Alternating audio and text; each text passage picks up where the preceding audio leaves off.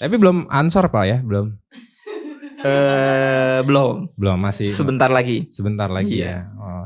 Maunya nggak jadi ansor, tapi nggak jadi lansa nggak bisa ya. Di antara Hafal.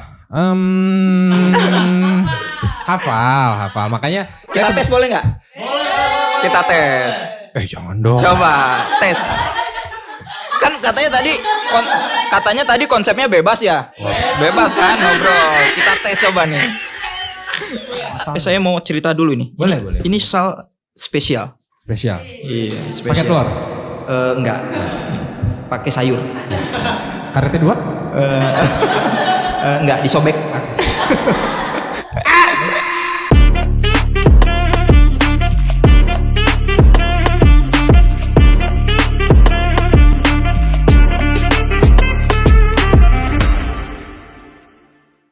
Assalamualaikum warahmatullahi wabarakatuh.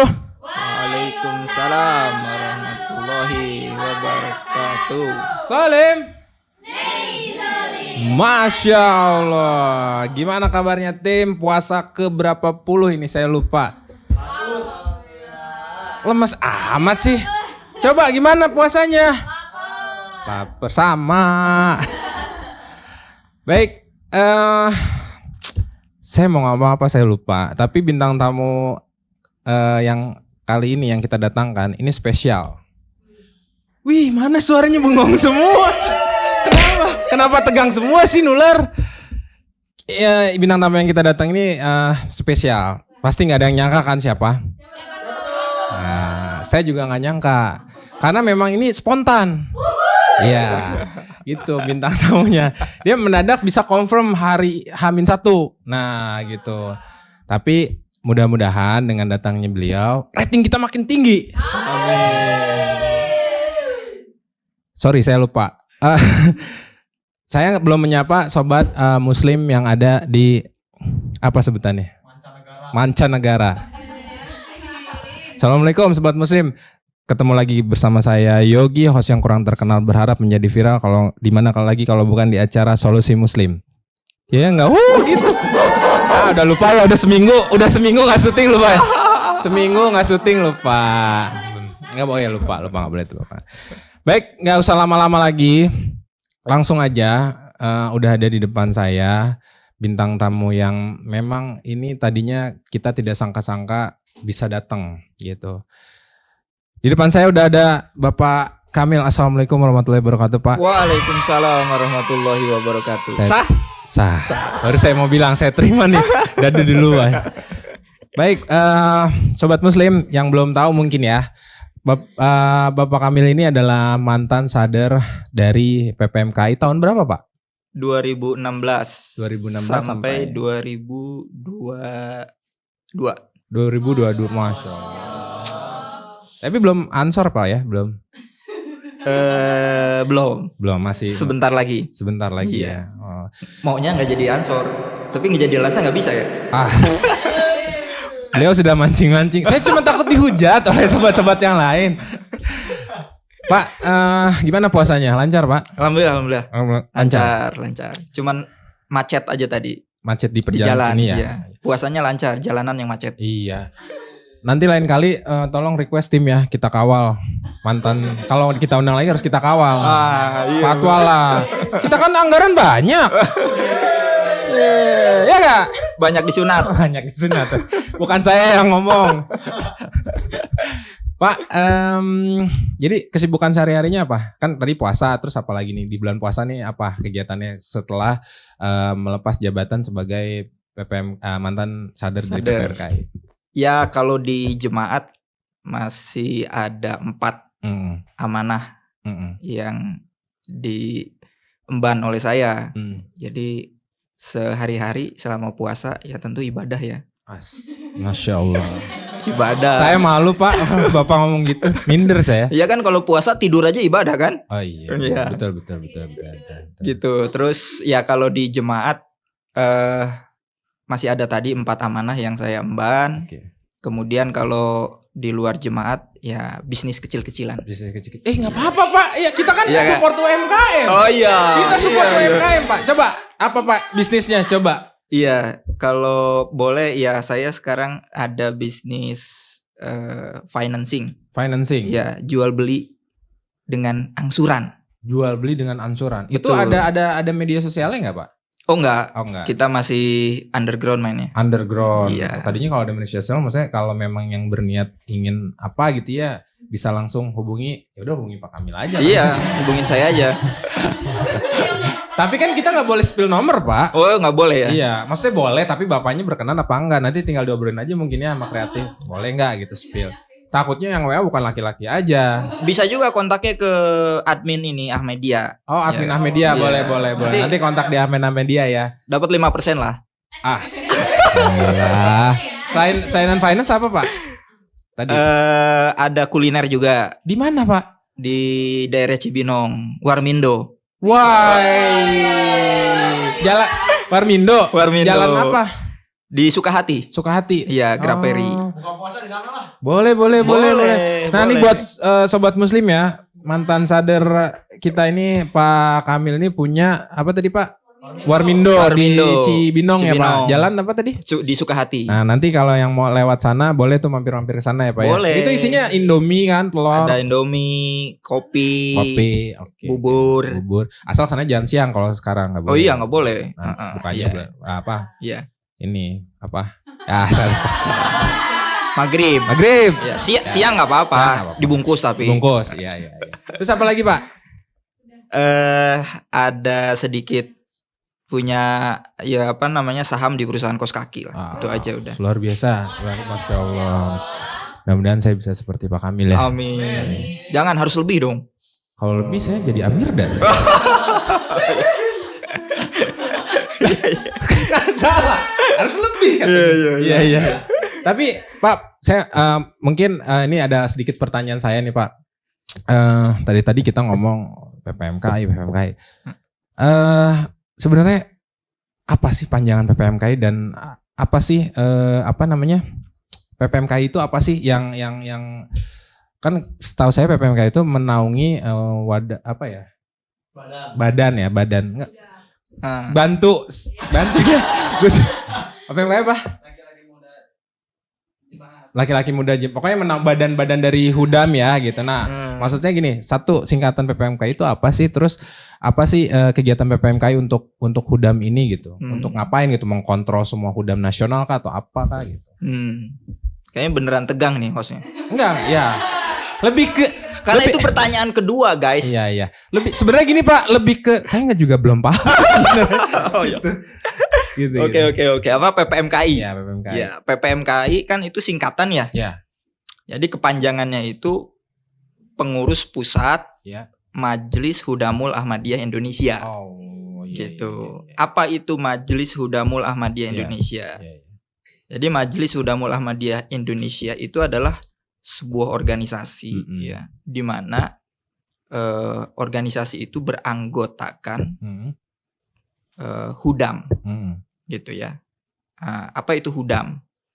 Jadi Hudam itu adalah sekumpulan orang-orang ya yang usia 15 sampai 40 tahun, di mana orang-orang itu terikat oleh janji. Terikat oleh janji. Iya. Jadi MKAI atau Majelis Hudamul Ahmadiyah itu adalah orang-orang usia 15 sampai 40 tahun. Oke. Di mana orang-orang ini terikat dengan janji. Gitu. Terikat dengan janji. Janji apa? Janji Hudam. Janji Hudam. Gitu. Ya memang saya apa namanya tahu gitu janji Hudam gitu ya. Di antara Hafal. Hafal. Makanya Kita tes boleh nggak? Boleh. Kita tes. Jangan dong. Coba tes.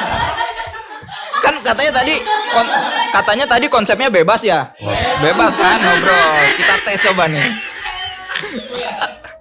Coba janji Hudam. Setuju nggak kalau kita suruh tes? Setuju tuh. Saya ngutip satu poin janji Hudam aja. Oh, iya. Ya. Saya hafal kalau jangan semua kan durasi ya. Siap. Nah, saya kutip deh dari janji Hudam nih. Kan dari janji Hudam tuh poin yang mengorbankan ya kalau saya salah klarifikasi. kalau saya salah mesti ada yang belibet gitu, bukan gak hafal. Mengorbankan harta, waktu, dan kehormatanku demi agama, nusa, dan bangsa. Nah, maksudnya itu di poin yang janji itu tuh untuk Hudam sendiri itu apa Pak gitu. Kalau agama oke, mungkin saya tahu lah karena kita ya pasti beribadah. Kalau harta seperti mungkin anggapan saya adalah bersedekah, candana. Tapi kalau bagi nusa dan bangsa itu apa? Oke. Saya mau koreksi dulu sedikit. Boleh. Jadi janji Hudam itu diawali dengan mengorbankan jiwa. Ya, jiwa ya. Jiwa, raga, harta, waktu, dan kehormatanku untuk kepentingan agama, nusa, dan bangsa. Ya, betul. Gitu. Jadi keseluruhan aspek kehidupan seorang Hudam itu dia berjanji untuk mengorbankan itu semua. Ya, untuk siapa? Untuk agama, nusa, dan bangsa gitu ya. Nah, jadi balik lagi, ini adalah bagian dari janji Hudam. Di mana Hudam itu tadi adalah orang-orang usia 15 sampai 40 tahun yang dia tuh terikat oleh janji. Nah, salah satu janjinya itu adalah bahwa dia selama hidupnya akan mengorbankan jiwa, raga, harta, waktu, dan kehormatanku untuk kepentingan agama, nusa, dan bangsa. Contoh kepentingan nusa dan bangsa bagi Hudam tuh apa Pak? Banyak. Apa misalnya? Banyak. Nah, contoh ya. Nusa dan bangsa itu kan sebetulnya adalah kesatuan dari masyarakat yang dinamakan, kalau konteksnya di Indonesia adalah Negara Kesatuan Republik Indonesia. Betul. Yang disebut bangsa itu kan masyarakat gitu kan. Nah, contoh sederhana ya yang dibangun nilai-nilai dalam MKI. Contoh sederhana. Para Hudam itu sekarang, dari dulu dan sampai sekarang dan di masa yang akan datang itu punya satu kebiasaan donor darah. Oh, ya. Itu contoh sederhana. Donorkan darah. Donor darah. Memang donor darah untuk siapa? Kan bukan untuk Dracula. Betul. Iya kan? Betul. Nah, tapi untuk orang-orang yang dimana sesama bangsa kita juga membutuhkan transfusi darah, sehingga darahnya diambil dari kita, gitu kan? Nah, kenapa saya berani mengatakan bahwa donor darah itu menjadi satu nilai ya untuk para Hudam sebagai bakti atau pengorbanan untuk nusa dan bangsa, karena kegiatan donor darah ini terorganisir gitu. Jadi hampir tiap 3 bulan sekali gitu kan, para Hudam itu hampir kita bilang diwajibkan lah ya gitu kan untuk mendonorkan darahnya. Gitu. Sehingga saya bisa bilang bahwa donor darah itu bukan lagi pengorbanan yang sifatnya personal ya, tapi sudah komunal. Gitu kan, karena terorganisir oleh MKI gitu. Nah, saya bilang ya itu salah satu contoh. Berarti Gitu. memang untuk nusa dan bangsa itu contohnya nyata ya tadi, seperti donor darah.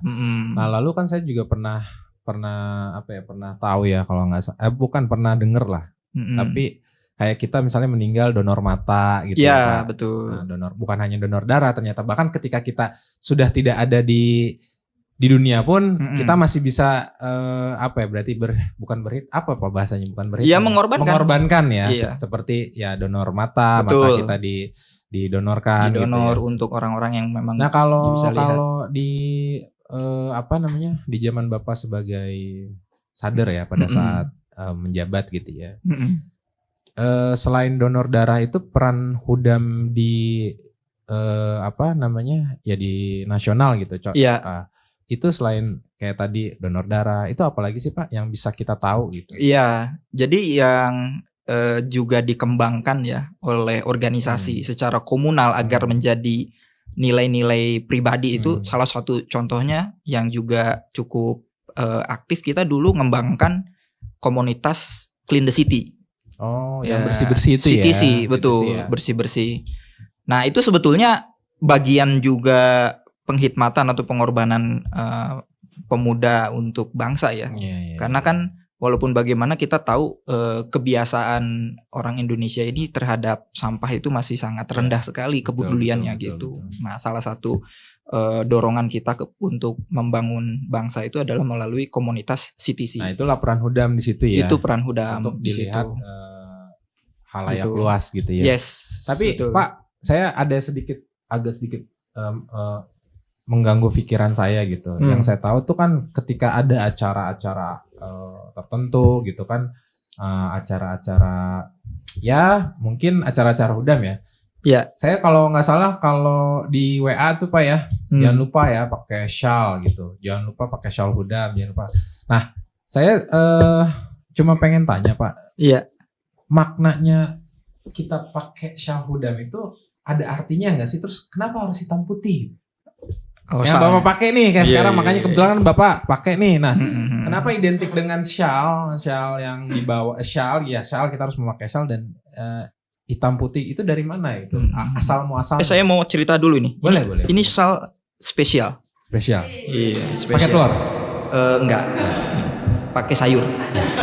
Karetnya 2? Enggak, disobek.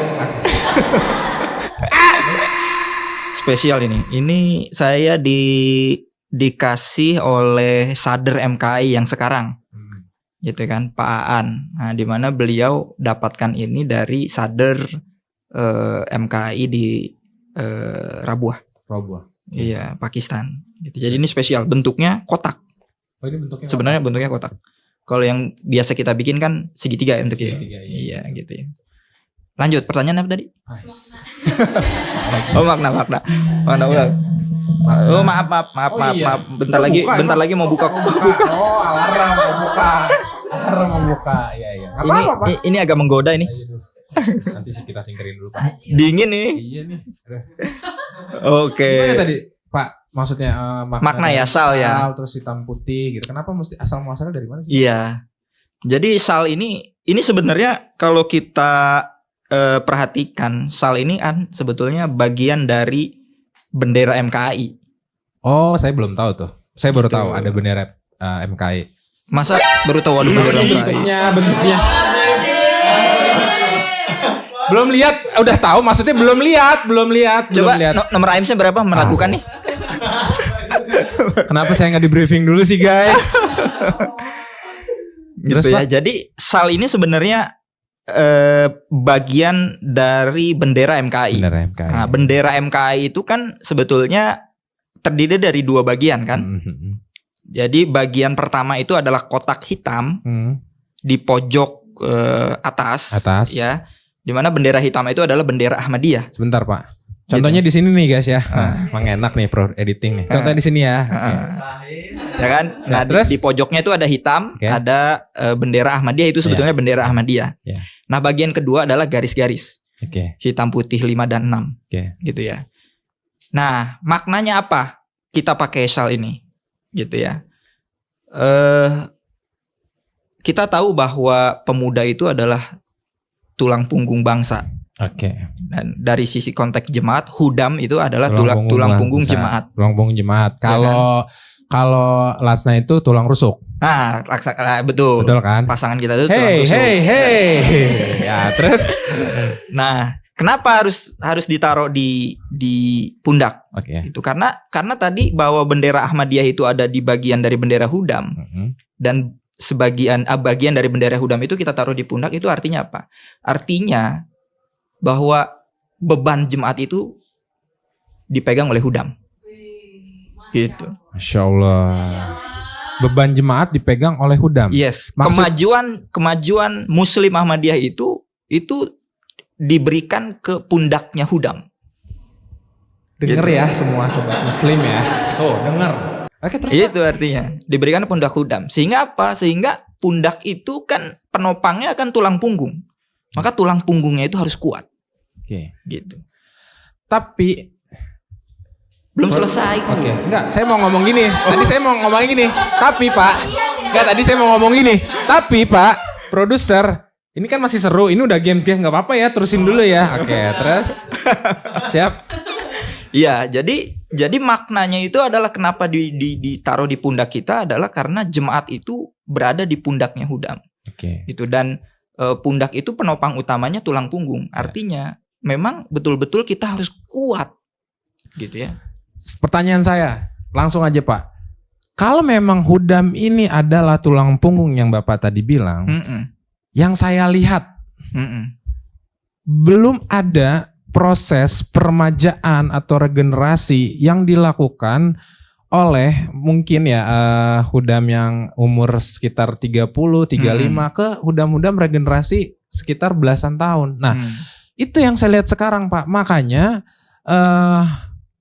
yang saya lihat banyak hudam-hudam ini yang memang bahasanya bukan terkontaminasi tapi terbawa oleh pergaulan-pergaulan luar akhirnya gitu. Iya. Nah, gimana menurut Bapak apa yang harus kita kuatkan di sini gitu? Iya. Sedangkan tadi Bapak bilang statementnya adalah bahwasannya hudam itu adalah beban dari apa Pak? Hudam itu adalah penopang dari kemajuan jemaat. Nah, gimana Pak menurut Bapak? Apa yang harus kita lakukan? Karena saat ini menurut saya ini yang terjadi. Menurut saya ya, jangan dihujat nih. Ini menurut saya. Nggak apa-apa nanya serius. Jangan kasih tahu IG saya. Nanti IG saya diserang. Gimana menurut Bapak? Apa yang harus kita lakukan, Pak? Ya, kalau kita bicara konteks yang lingkup kecil ya. Katakan misalkan jemaat Muslim Ahmadiyah di Sindang Barang nih. Oke. Kita boleh sebut tempat? Boleh, nggak apa-apa. Yang paling punya peran utama itu adalah kait majelis. Wah. Gitu. Siapa tuh? Terus Pak? Gitu. Siapa kait majelis Sindang Barang? Tahu. Terus Pak? Ya karena kait majelis itu kan pemimpin kan. Baik. Gitu, leaders. Ya. Gitu. Jadi banyak kayaknya. Terus? Jadi tanggung jawab regenerasi dalam konteks sekali lagi ya, dalam konteks lingkup yang kecil aja misalkan di satu jemaat lokal di Sindang Barang gitu kan, ya kait majelis menurut saya. Gitu. Lalu bagaimana kait majelis bisa menjalankan tugasnya dengan baik gitu kan. Nah, di sana ada perangkat atau struktur yang ada di level wilayah. Nah, di nasionalnya ada level nasional, pusat. Nah, tadi PPMKI itu adalah pengurus pusat, berarti pengurus yang bertanggung jawab untuk level nasional. Untuk tadi supaya menanamkan nilai-nilai yang baik supaya hudam itu betul-betul bisa menjadi tulang punggung yang kuat. Nah gitu ya. Dengar ya. Ini statement mantan sadar nih. Berarti intinya kita adalah harus bersinergi dong dengan dari semua aspek dari mohon maaf dari kait wilayah, lalu apa kemana? PPMKI. Kita semua harus bersinergi untuk membangun pondasi itu kan Pak. Betul sekali. Jadi sistemnya bukan akhirnya adalah tunjuk. Misalnya atas, tengah, bawah, tapi kita semua harus bersinergi dong. Supaya pondasi itu kuat kan gitu ya Pak. Yes, betul. Iya. Ini seru sebenarnya ya Pak Produser. Karena ini adalah kegelisahan kait majelis khususnya di saya nggak mau gitu. Tapi ya itu satu pencerahan Pak buat kami bahwasannya ternyata hudam jemaat Ahmadiyah itu tanggung jawabnya sangat besar Pak. Hudam ya gitu sangat kan. Besar sekali. Sangat besar sekali. Ya tadi seperti Bapak bilang bahwa kita itu adalah penopang Pak. Betul. Ya kan dari jemaat ini. Betul. Berarti bukan hanya penghikmatan yang kita tingkatkan, tetapi adalah ilmu kejemaatan kita juga harus kita tingkatkan. Pasti. Gitu. Karena itu dasarnya kan dari situ dulu. Kalau kita tahu ilmunya ya kita nggak akan kemana-mana. Yes. Gitu. Otomatis kita akan bertahan. Nah, terakhir Pak, saya mau tanya nih. Banyak hudam-hudam yang memang kita lihat di masa sekarang ini gitu kan punya banyak teman di luar dibandingkan dengan yang ada di jemaat sendiri gitu kan. Apa yang salah dari bukan ya? Saya bilang mungkin apa yang salah dari poin pertanyaan saya tadi gitu. Atau apa yang salah dari skema ini gitu. Kenapa kok mereka kesannya tuh lebih nyaman berada di lingkungan luar dibandingkan dengan ini pertanyaan bukan mengkritik tapi ini saya bertanya realita yang ada di bawah sini gitu Pak, yang terjadi di memang lingkaran anak muda gitu. Kenapa mereka merasa lebih nyaman berada di luar kejemaatan dengan teman-teman mereka dibandingkan dengan mereka yang ada di dalam jemaat gitu. Ini fenomena yang terjadi seperti itu yang saya lihat. Nah, apa yang salah dan apa yang yang harus kita perbaharui dari cara kita gitu untuk merangkul mereka kembali gitu Pak. Untuk merangkul. Iya, untuk merangkul mereka kembali karena kan mereka Merangkul kan gitu dong. Apa susahnya merangkul? ya juga sih. Ya. Menarik mereka kembali. Apa susahnya menarik? Menarik tinggal gini doang. Menarik doang. Merangkul tinggal rangkul gitu kan. Enggak ada yang susah. Mengembalikan mereka kembali ya ke dalam jemaat gitu. Oke, mungkin konteksnya gini ya. Jadi bagaimana supaya para pemuda Ahmadiyah itu ya para hudam itu punya daya tarik gitu ya. Ya, betul. Daya tarik untuk bisa bersama-sama atau mendekatkan ke jemaat mungkin kan gitu ya konteksnya. Konteksnya kan. seperti itu. Gitu. Jadi gini pada prinsipnya kalau ada seorang pemuda atau hudam itu istilah bergaul dengan orang luar gitu kan. Menurut saya emang justru harusnya begitu. Oh gitu. Iya, justru harusnya ini gitu. Mohon maaf sebelum dilanjutkan, ini agak apa ya namanya? Karena kan setahu kita, saya deh Pak, contohnya. Saya nggak mau orang luar deh. Saya contohnya, misalnya ya saya makanya, contohnya saya dari orang tua saya gitu dididik, tuh misalnya deket tuh sama jemaat, jangan main aja di luar, kan konteks orang tua pasti mikir gitu Pak ke anak. Di luar tuh gini, tuh main sama. Nah, menarik nih statement Bapak bilang tadi adalah justru memang kita harus bergaul dengan dunia luar. Iya, justru hudam itu harus yang lebih gaul dibanding yang lain. Iya. Gitu. Dibanding seorang non Ahmadiyah kan kan. Hudam itu harus lebih gaul. Iya. Gitu ya. Malah hudam itu harus jadi magnet. Gitu kan? Atau kalau tadi daya tarik untuk orang-orang kemudian mendekat dengan dia. Gitu. Justru bukan malah hudam eksklusif, bukan. Justru hudam itu harus inklusif. Saya setuju. Gitu. Jangan kemudian jangan sekali-kali ketika ada seorang hudam ya senengnya gaul sama orang lain. Nah terus orang-orang hudamnya ini pengurusnya katakan gitu malah tidak mau dekat dengan hudam tersebut karena seringnya gaul sama orang luar. Justru pemahaman itu kita balik. Justru orang-orang hudam seperti itulah yang sebetulnya sangat berpotensi untuk menjadi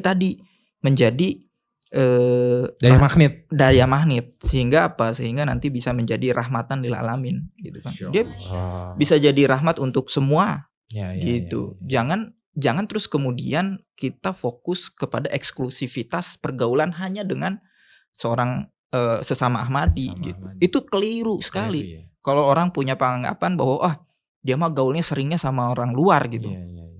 Nah, itu yang makin menguatkan bahwa Ahmadi ini eksklusif gitu. Justru orang Ahmadi itu yang harus paling gaul di antara orang selain Ahmadi. Karena mindset gitu. kita juga kalau misalnya gaul dengan dunia luar, mindset kita makin terbuka gitu kan Pak. Betul. Jadi pandangan kita juga wawasan jadi luas gitu. Betul. Harus begitu. Jadi ya maksudnya memang harus gaul dalam dimaksud Pak Kamil, maksudnya gaul ini tetap gaul on the track ya Pak ya. Iya. Dalam wawasan, yang baik wawasan, pekerjaan dan ilmu-ilmu lainnya gitu kan Pak ya. Saya setuju kali dengan Pak Kamil kali ini, Sobat Muslim. Wah, Pak azan. Azan ya? Berarti boleh minum dulu? Kan kalau puasa harus batalin dulu Pak. Oh iya, oke. Boleh ya puasa, buka dulu. Allahumma lakasumtu. Nani? Belum, ini berdoa, ini gue berdoa. Segar. Mantap. Bukan. Ada pizza tuh di belakang. Baik. Ya. Sungguh apa namanya? Terlalu. Bukan. Saya mau ngomong gitu tadi. Saya keduluan mulu. Tapi saya setuju dengan statement Bapak tadi. Kenapa? Karena saya adalah orang yang memang saya juga nggak nyangka Pak saya bisa jadi seperti ini. Dulu saya tuh main sana, main sini. Saya 15 tahun di Bandung hidup sendiri. Jujur aja. Orang tua di Jakarta, saya di Bogor, saya hidup sendiri, gaul sana, gaul sini.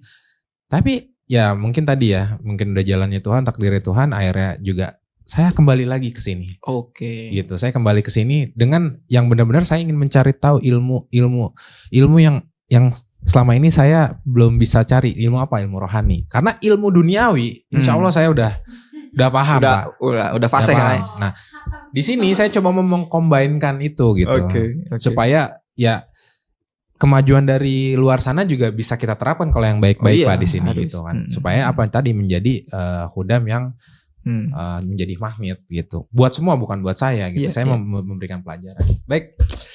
Oke, siap. Saya games. Kan tadi ngomong sedikit, strum kan nih. Boleh minum dulu gak? Haus. Enak ini, enak. Enak ya, Pak? Iya, aduh. Alhamdulillah. Siapa yang bikin nih? Yanti. Tapi ya. Bisa jadi mantu. Wah. Oh, ya salah. Tapi gini, guys. Alhamdulillah akhirnya mantan sadar PPMKI kita datangin ke acara apa namanya? Solusi Muslim nih di channel. Alhamdulillah. Mana sih suaranya? Mudah-mudahan ketika Pak Kamil sudah kesini, Sadar Hudam melihat tayangan ini, ya kan? Dan beliau mau masuk ke sini. Kita tunggu ya nggak? Kita tunggu di sini. Surat terbuka untuk Bapak Sadar yang terhormat. Kita undang ke sini, kita kupas tuntas masalah-masalah. Bukan masalah apa? Ranah cerita-cerita tentang Hudam yang memang selama ini menjadi keresahan-keresahan khususnya ada di Hudam. Sadar Lazna juga diundang dong. Pengennya begitu, Pak, tapi Iya. nanti kita konsepin dulu, Pak. Siap. Gitu, nanti kita ada konsep lah insya Allah. Karena hostnya kan harus cewek lagi. Baik, kita waktunya games, Pak, di sini, Pak. Setelah Oke. ngobrol-ngobrol. Boleh? Nama gamesnya itu adalah Tajong, Pak. Hah? Tajong. Kan? Nggak sopan Belum sama game. tahu, nggak sopan kan? Nih, Pak, ada panjangannya. Tajong. Tanya jawab. Tanya jawab dong, Pak. Bukan ditajong ditendang. Oke, Pak, oke, coba oke. di sini ada namanya bukan apa namanya? Ngomong apa ya nah? Di sini iya tadi pengennya bridging dulu tapi nggak nyampe. Di sini tuh harus ada bintang tamu tuh harus bisa kayak gitu juga, Pak. Jadi kayak tadi saya ngomong tajong, tanya jawab. Dan Oh Bapak sekarang iya nyobain iya gitu. iya. Siap. Coba, Pak, silakan dicoba. Tajong. Tanya jawab dong. Kurang. Tajong. Gak gitu Oh nanti. gimana. Tajong. Tanya jawab. Gitu, Pak. Harus ada gitunya. Gitu, Pak. Coba, Pak. Narai takbir. Allah Akbar. Age. Tajong. Tanya jawab dong. Oke siap. Spontan banget tadi ya. Nah, jadi ini adalah pertanyaan-pertanyaan dari Sobat Muslim, Pak, yang kita rangkum dari kolom komentar di Yang ngambil saya kali. yang ambil saya, Pak. Masa? Mau ngambil. Ya, Lah, karena mantan sadar lah ya. iya di mana-mana juga yang ngambil saya, nanti yang jawab saya. Alah, mana Tuh Pak? kan? Nih buka. Nah, gitu. Sekarang saya tanya, Bapak mau ini atau duit 2 juta rupiah? Kalau 2 juta hampir mustahil, ini aja yang nyata. Iya. Benar, Pak. Jadi ini pertanyaan dari Sobat Muslim yang kita rangkum di kolom komentar YouTube sama IG Ahmedia, Pak, di kolom komentar IG Ahmedia. Siap. Ini kan pertanyaannya dari mereka, mungkin saya agak rombak sedikit ya dengan bahasa saya. Jadi gini, Pak, banyak apa ya namanya, realita lah. Saya akan ngomong kenyataan karena ini juga pertanyaan dari salah satu hudam. Banyak hudam yang memang merokok, padahal jelas itu dilarang. Nah, pandangan Bapak terhadap hudam yang merokok seperti apa, Pak? Tapi meskipun misalnya hudam ini ternyata aktif, candanya oke, bahkan pengurus mungkin gitu. Gimana? Karena satu lagi, Pak, sebelum jawab, sorry, saya pernah lihat saya pernah dengar di dunia luar ketika sedang berbicara dengan satu teman-teman sales kantor gitu. Karena alasan dia, saya tanya, kenapa sih lu ngerokok gitu? Kenapa sih kok lu ngerokok? Gue sebenarnya nggak ngerokok, dia bilang. Saya sebenarnya nggak ngerokok. Tapi ini adalah sosial, dia bilang gitu. Tanpa ini, saya nggak bisa bercengkrama, ngobrol gitu. Makanya ini yang buat gue bisa, ini yang buat saya bisa Cair. gitu. Nah, Gimana Pak? Bapak apa pandangan Bapak tentang itu? Apalagi ini yang merokoknya hudam. Silakan. Ya itu sih sebetulnya simple sih. Jadi sebenarnya merokok itu baik nggak? Pertanyaan sederhananya kan gitu. Tidak. Ya, Untuk kesehatan. untuk kesehatan. Ya. Ya, tidak baik untuk kesehatan. Betul. Lah terus kalau memang tidak baik untuk kesehatan, kenapa kita mengkonsumsi itu? Ya. Itu pertanyaan jawaban simpelnya Iya. gitu. Terus kadang ada orang yang banyak gitu ya. Ada orang yang kemudian mencari pembenaran Iya. gitu kira-kira untuk mengkonsumsi itu supaya lebih mudah bergaul, Iya. supaya lebih cair Iya. gitu kan. Nah, sebetulnya ya itu hanya alasan aja Betul. gitu, karena bergaul itu tidak harus dengan rokok Rokok, betul. gitu kan. Kopi gitu misalnya. Dengan kopi yang lebih punya kesehatan Ya. dampak kesehatan yang bagus Iya, gitu. iya. Jadi sayangnya rokok ini mungkin belum ada di zaman Rasulullah SAW Iya. gitu kan. Seandainya ada gitu kan, saya meyakini bahwa Rasulullah SAW juga akan kemudian tidak akan mengizinkan menurut saya, karena udah jelas nggak baik untuk kesehatan gitu. Jadi Baik. tanggapan saya itu. Baik. Jadi kenapa hal yang udah jelas-jelas terbukti ya, bahkan kalau teman-teman tahu suka rokok, pernah ngerokok? Enggak lah. Ih, astagfirullahaladzim. Itu hal yang dilarang oleh jemaat. Enggak boleh. Enggak Pak. Saya mau klarifikasi, sebenarnya sepanjang sepengetahuan saya jemaat itu tidak ada Larangan. peraturan yang letterlock ya, Ya. yang melarang itu gitu. Tapi kalau kemudian kultur Yap. orang-orang Ya, jemaat ya. Ahmadiyah itu tidak merokok, iya. Ya. Tapi kalau kemudian ada tulisannya itu enggak. Saya sepanjang sepengetahuan saya belum ada Ya, baik. gitu. Nah, saya mau ngomong apa tadi tuh, lupa. Rokok. Oh ya, jadi sudah jelas seandainya rokok ini ada di zaman Rasulullah SAW, udah pasti saya meyakini bahwa Rasulullah SAW melarang itu. Ya. Nah, kalau teman-teman lihat itu di rokok, itu tulisannya jelas, gitu kan? Merokok menyebabkan kanker serangan jantung, impotensi dan Nah, gitu, merokok membunuh. Udah gitu kan sekarang gambarnya kan ada yang Ya. tenggorokan bolong lah, paru-paru itu gitu. dari Kemenkesnya langsung. Iya, itu kan supaya- sudah fakta, Ya, ya kan, yang menunjukkan bahwa itu nggak baik. betul. Nah terus kenapa kemudian kita bisa konsumsi itu? Walaupun saya yakin banyak orang yang mencari alasan untuk pembenaran, Betul. gitu. Nah makanya saya bilang kalau boleh nih, gitu kan, hentikan sejak dini, Ini. sedini mungkin hentikan. Karena apa? Karena yang bahaya dari rokok itu sebetulnya bukan asapnya, gitu kan? Tapi dampak buat orang lain. bukan juga. Bukan. Tapi Ya itu juga ya, tapi Ya. yang utama yang bahaya dari rokok itu kan sebetulnya candunya, candu. nikotinnya, Betul. gitu kan. Betul. Dan kebiasaannya sebenarnya. Biasa. Edik ya. Edik. Iya. Jadi kayak Habis makan. nggak enak aja gitu Iya. kalau habis. Habis mangan orang udut. Iya. Nah. Tapi kok saya hafal banget ya. Wah, Bapak. Saya nggak berani Pak ngupas gitu Pak. Ya saya pernah ngerokok dulu. Oh iya. Gitu. Iya. Ngerokok Hanya dulu. di sini Pak kami klarifikasi. Ya terus. Tapi ya saya sadari bahwa nggak ada manfaatnya, Ya, gitu. Jadi kalau bisa sedini mungkin itu hentikan. Hentikan. Sebelum tadi kecanduan itu kemudian menjerat kita, Ya. sehingga kita harus terus mengkonsumsi itu. Baik. Gitu. Saya juga akhirnya berani Pak. Saya juga dulu merokok, tapi saya sudah berhenti sekarang. Kan sama-sama klarifikasi nggak apa-apa. Karena itu dulu. Jadi makanya sobat muslim yang dihentikan nggak. Wis, bawel ya kalau udah gini ya. Jadi makanya sobat muslim yang harus dihentikan sejak dini adalah rokok dan pernikahan. Pernikahan dini. Baik Pak Kamil. Siap. Sebelum saya tutup, ini biasanya kita itu mempersembahkan untuk sobat muslim buku yang bisa mereka baca di link di bawah ini Pak. Ini Oke. ada buku. Namanya adalah Bahteranuh Seruan Keimanan yang ditulis oleh Hazrat Mirza Ghulam Ahmad. Ya, baiklah.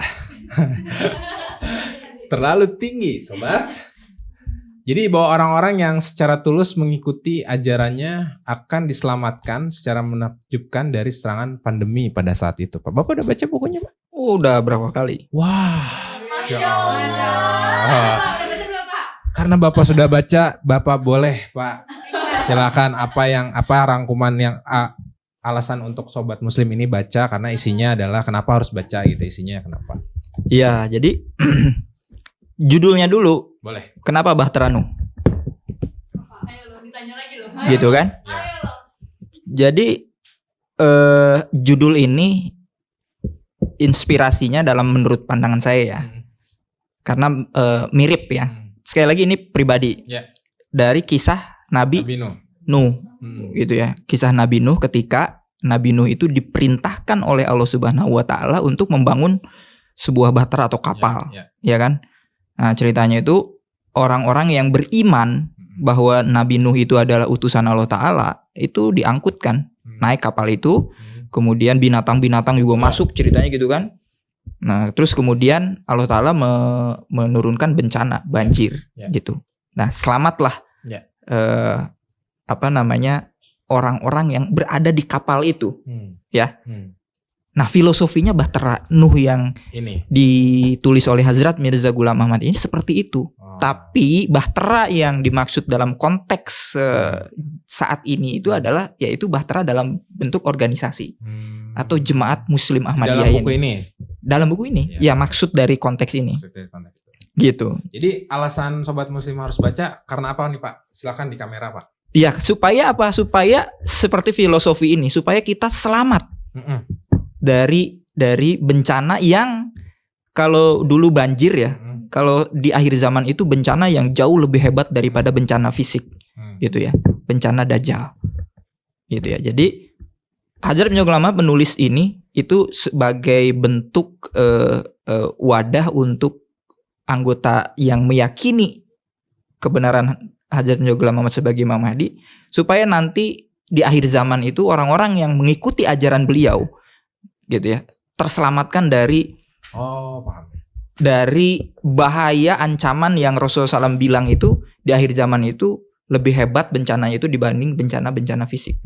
Gitu. Yaitu fitnah Dajjal, kemudian pengaruh-pengaruh yang buruk lah. Gitu. Baik. Setelah ini mungkin saya akan baca karena bukunya kayaknya sangat menarik ya sobat muslim. Baik Pak Kamil, terima kasih atas kehadirannya Pak. Sama-sama. Kita nanti buka dulu. Setelah buka kita lanjut episode selanjutnya. Karena kita kok gak pada ketawa sih? Karena kita lanjut untuk tapping. Tapi kita buka puasa dulu Pak. Sekali lagi terima kasih atas pesan-pesan dan saran untuk cerita-cerita tadi sangat bermakna untuk kami, mudah-mudahan juga bermakna untuk sobat muslim semua. Jangan lupa sobat muslim, tidak lupa juga saya ingatkan like, subscribe, komen di akun YouTube-nya Ahmadiyah dan program Searching Terus di program Solusi Muslim. Ada juga IG, follow IG kami di ahmadiyah.id. Nanti sobat muslim bisa bertanya terkait apa yang ingin sobat muslim tanyakan di kolom komentar, baik kolom komentar maupun DM ke kami di IG tersebut gitu. Baik sobat muslim, itulah tadi gambaran tentang Hudam dari Pak Kamil yang notabene-nya dulu menjabat sebagai mantan Sadr Hudam ya Pak ya. Sekali lagi terima kasih Pak sudah hadir di podcast kami, podcast yang sangat sederhana ini, tapi kami berharap podcast ini membawa keberkahan untuk hudam-hudam yang ada khususnya di mana? Di Jabar, mancanegara, khususnya di Indonesia lah. Supaya sama-sama membangun hudam menjadi penopang dari jemaat tadi. Amin. Terima kasih Pak Kamil sudah hadir. Sama-sama. Pak, selamat lagi Pak. Oke. Baik, terima kasih sobat muslim. Solim. Masya Allah. Assalamualaikum warahmatullahi wabarakatuh. Waalaikumsalam.